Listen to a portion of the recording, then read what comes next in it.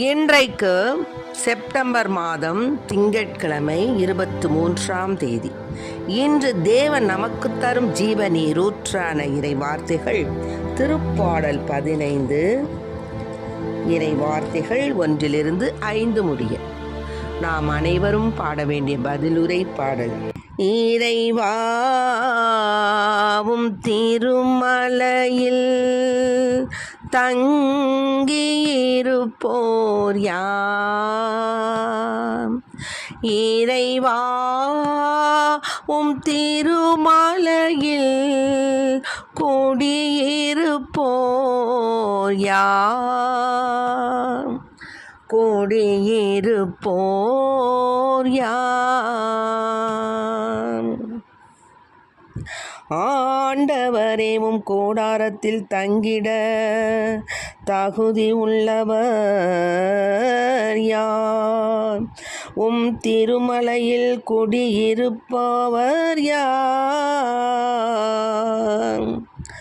மாசற்றவராய் நடப்போரே இன்னோர் நேரியவற்றை செய்வர், மாசற்றவராய் நடப்போரே இன்னோர் நேரியவற்றை செய்வர்.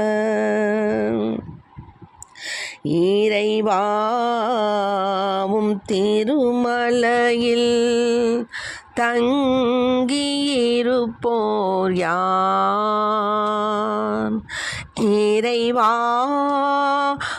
திருமலையில் குடியிருப்போர் யார், குடியிருப்போர் யார். மாசற்றவராய் நடப்போரே இன்னோர் நேரியவற்றை செய்வர், உளமாற உண்மை பேசுவர், தம் நாவினால் புறம் கூறார், தம் நாவினால் புறம் கூறார். இறைவாவும் திருமலையில் தங்கியிருப்போர் யார், இறைவாவும் திருமலையில் குடியிருப்போர் யார், குடியிருப்போர் யார். தம் தோழருக்கு தீங்கிழையார், தம் அடுத்தவரை பழித்துரையார், நெறிதவறி நடப்போரை இழிவாக கருதுவர், ஆண்டவருக்கு அஞ்சுவோரை உயர்வாக மதிப்பவர். இறைவாவும் திருமலையில் தங்கியிருப்போர்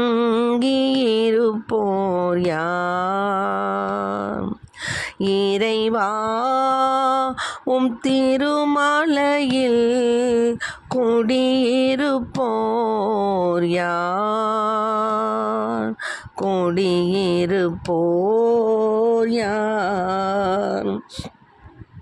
தமக்கு துன்பம் வந்தாலும் கொடுத்த வாக்குறுதியை மீறார், தம் பணத்தை வட்டிக்கு கொடார், மாசற்றவருக்கு எதிராக கையோட்டு பெறார். இவ்வாறு நடப்போர் என்றும் நிலைத்திருப்பர், இறைவாவும் திருமலையில் தங்கியிருப்போர் யார், இறைவாவும்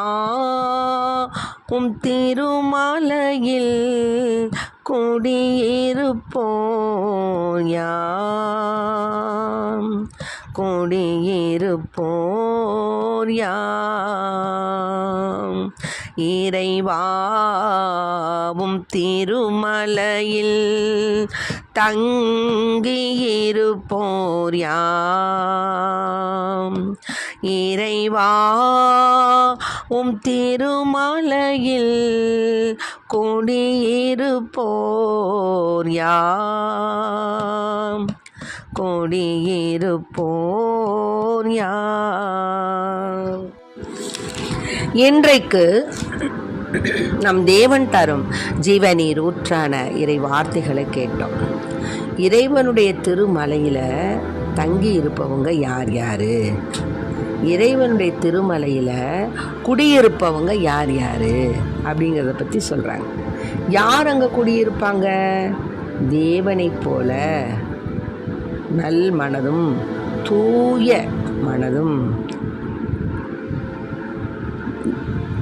மற்றுமாக தன் உயிரையே கொடுக்கக்கூடிய அளவுக்கு தேவன் இறைவனுக்கு கீழ்ப்படிந்து வாழ்ந்தார். அதுபோல் நாமும் இருக்கணும் அப்படிங்கிறத தான் இந்த திருப்பாடல் நமக்கு உணர்த்துது. என்ன சொல்கிறாங்கன்னா, கடவுள் மனிதரிடம் எதிர்பார்ப்பவை. தேவன் நம்ம இடத்துல என்ன எதிர்பார்க்கிறாரு அப்படின்னு பார்த்தோம்னா, உங்கள் கூடாரத்தில் தங்கிட தகுதி உள்ளவங்க யாரியா? உங்கள் திருமலையில் தங்கி இருப்பவங்க யார் அப்படின்னு இந்த திருப்பாடலில் முதல்ல கேள்வி இருக்குது. அந்த கேள்விக்கு என்ன பதில் வருதுன்னு கேட்டிங்கன்னா, மாசற்றவராய் நடப்போரே.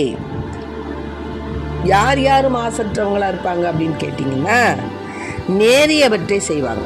நமக்கு நியாயம் உள்ளதை, நேர்மையானதை, நேர்மையான செயல்பாடுகளை, நேர்மையான பணிகளை, நேர்மையான சொற்களை, நேர்மையான செயல்களை செய்வாங்க.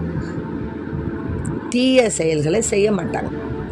ஆக நேர்மை, உண்மை போன்ற அருமையான பண்புகளை உடைய அருமையான நல்ல காரியத்தை செய்வாங்க. அவங்க திருமலையில் குடியிருப்பாங்க. இன்னும் என்ன சொல்கிறாங்க? உளமாற உண்மை பேசுவார், உள்ளொன்று வைத்து புறமொன்று பேசுவார், உறவு களவாமை வேண்டும் என்று நம்ம கேள்விப்பட்டிருக்கிறோம். உள்ளத்தில் ஒன்று இருக்கும், ஆனால் உதட்டில் பார்த்திங்கன்னா இனிமையாக பேசுவாங்க. அவங்கள போல் நல்லவங்க நாட்டிலே இல்லைங்கிற மாதிரி பேசுவாங்க. அது கூடவே கூடாது, அருவருக்கத்தக்க பாவம். தேவன் அதை அருவருக்கின்றார். நீ சிறு குழந்தையை போல என்னிடம், அதாவது சிறு குழந்தைகளை என்ன வரவிடுங்கள்னு சொல்கிறாரு தேவன். ஆக சிறு குழந்தை என்ன பண்ணும்? உள்ளத்தில் உள்ளதை அது டக்கு டக்குன்னு சொல்லிடும். அதுக்கு இது பாவம், இது தீமையான வார்த்தை, இதை நம்ம சொல்லக்கூடாது, அதெல்லாம் தெரியாது.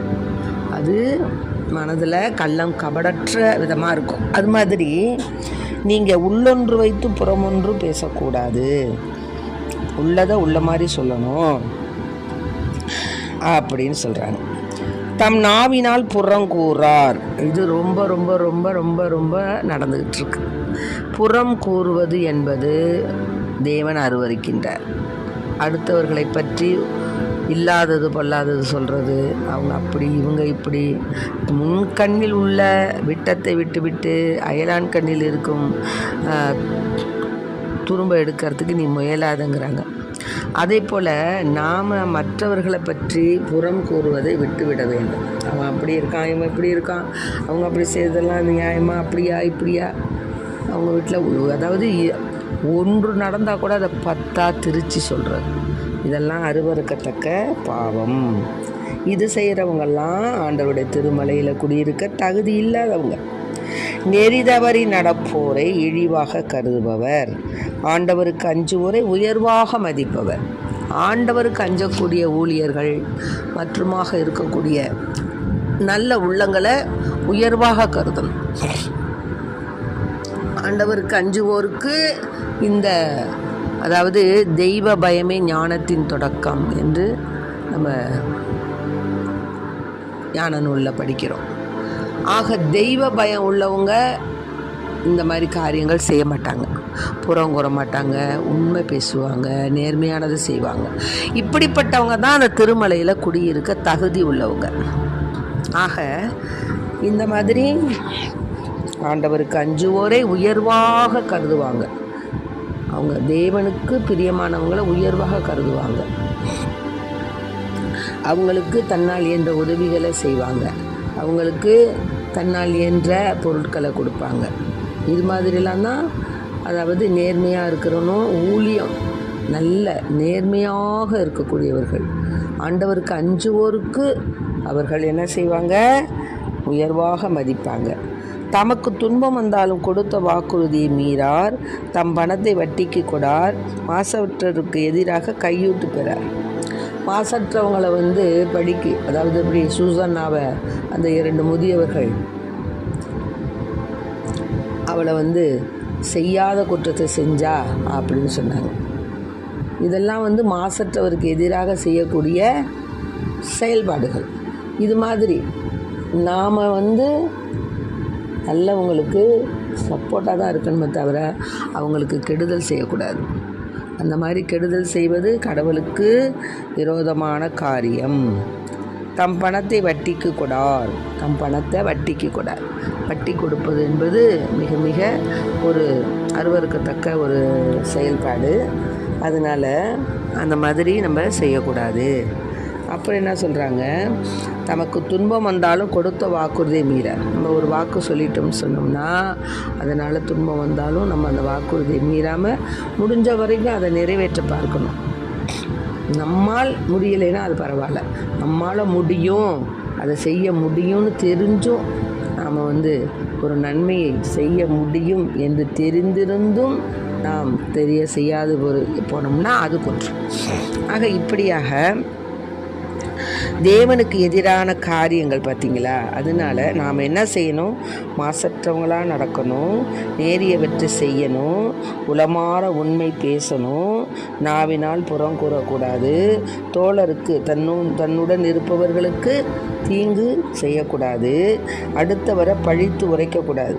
அவன் அப்படி இவன் அப்படி அவங்க அதனால தான் அவங்களுக்கு இப்படி வந்துச்சு, அதனால தான் இப்படி வந்துச்சுன்னு என்னமோ நாமே தேவனை உலகத்தை படைச்சது மாதிரி பேசுகிறது, அது மாதிரிலாம் பேசக்கூடாது. அப்புறம் நெறி தவறி நடப்போரை இழிவாக கருதுபவர், கடவுளுக்கு விரோதமாக இருப்பவர்களை அதாவது குதிரைக்கு 1 முழம் பாம்புக்கு 10 முழம் தீங்கு செய்பவர்களுக்கு கண்ணிலே படக்கூடாதுன்றாங்க. ஆனால் நாம் தீங்கு செய்பவர்களுக்காக மன்றாடணும், கடவுளிடம் மன்றாட வேண்டும். மேலுமாக அவங்கள நம்ம மனம் திருப்ப ஆனால் அவங்கள பற்றி நம்ம கொஞ்சம் தள்ளி இருப்பது நல்லது. அப்புறம் ஆண்டவருக்கு அஞ்சுவோரை உயர்வாக மதிக்கணும் அப்படிங்கிறாங்க. அதனால் நாம் என்ன செய்யணும்? இறைவா, நான் உங்களிடம் அடைக்கலம் புகுந்துள்ளேன், என்னை நீங்கள் தாப்பா காப்பாற்றணும், நீ தாப்பா என் தலைவர், உம்மையன்றி வேறு செல்வம் எனக்கு இல்லை. திருப்பாடல் 16 கூறப்பட்டுள்ளது போல, இறைவா என்னை காத்தருளும், உம்மிடம் நான் அடைக்கலம் புகுந்துள்ளேன், நான் ஆண்டவரிடம் நீரே என் தலைவர், உம்மையன்றி வேறு செல்வம் எனக்கு இல்லை என்று சொன்னேன். ஆக 16 சொல்லப்பட்டுள்ளது போல திருப்பாடலில் பூவுலகில் உள்ள தூயோர் எவ்வளவோ உயர்ந்தோர், அவர்களோடு இருப்பதே எனக்கும் பேரின்பம். ஆண்டவர் தாமே என் உரிமை சொத்து, அவரே என் கிண்ணம், எனக்குரிய பங்கை காப்பவரும் அவரே, எனக்கு அறிவுரை வழங்கவும் ஆண்டவரை போற்றுகின்றேன்.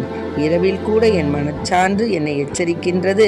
ஆண்டவரை எப்போதும் என் கண்முன் வைத்துள்ளேன், அவர் என் வலப்பக்கம் உள்ளார், எனவே நான் அசைவுறேன். என் இதயம் அக்களிக்கின்றது, என் உள்ளம் மகிழ்கின்றது என்று நாம் இறைவனை நோக்கி உளமாற பாடுவோம். ஆண்டவரை எப்போதும் நம் மனக்கண்முன் வைப்போம். அவர் நம் வலப்பக்கம் உள்ளார், அதனால் நமக்கு எந்த தீங்கும் நேராது என்று உறுதியான நம்பிக்கையோடு என்ன துன்பம் வந்தாலும் நமக்கு கவலை இல்லை. ஆக தேவன் நம்மோடு இருக்கிறார் என்பதை உணர்ந்த பிள்ளைகளாய் நாம் இறைவனிடம் நம் குறைகளை கூறி நமக்காக மன்றாடுவோம். நமக்கு எந்த தீங்கு நேர்ந்தாலும் தேவன் நம்முடன் இருக்கும் பொழுது நம்மை அசைவுற விடமாட்டார். ஆகவே ஆற்றலாகிய ஆண்டவரே, திருப்பாடல் 18 கூறப்பட்டுள்ளது போல, என் ஆற்றலாகிய ஆண்டவரே, உம்மிடம் நான் அன்பு கூறுகின்றேன். ஆண்டவர் என் கற்பாரை, என் கோட்டை, என் மீட்பர், என் இறைவன், நான் புகழிடம் தேடும் மலை அவரே. என் கேடயம், எனக்கு மீட்பளிக்கும் வல்லமை, என் அரண். ஆகவே போற்றற்குரிய ஆண்டவரை நோக்கி நாம் மன்றாடுவோம். எதிரிகளிடமிருந்து நம்மை மீட்பார். சாவின் கயிறுகள் நம்மை இருக்காது. பாதாள கயிறுகள் நம்மை சுற்றி இருக்காது. நெருக்கடி வேளையில் நான் ஆண்டவரிடம் மன்றாடினேன். என் கடவுளை நோக்கி கதறினேன். தமது கோவிலினின்று அவர் என் குரலை கேட்டார். என் கதறல் அவர் செவிகளுக்கு எட்டியது என்று நாம் நம்பிக்கை உடையவர்களாய், ஆண்டவரிடம் நாம் நம்பிக்கை உடையவர்களாய் என்றென்றும் அவரே அவர் துணையுடன் நான் எப்படையையும் நசுக்குவேன். இளைய திருப்பாடல் 18 29வது வார்த்தை கூறுவது போல, ஆண்டவரே, உம் துணையுடன் நான் எப்படையையும் நசுக்குவேன். என் கடவுளின் துணையால் எம் மதிலையும் தாண்டுவேன் என்று நாம் இறைவனிடம் கூறி அவர் பாதம் சரணடைவோம். ஆமென். Praise the Lord. மரியே வாழ்க.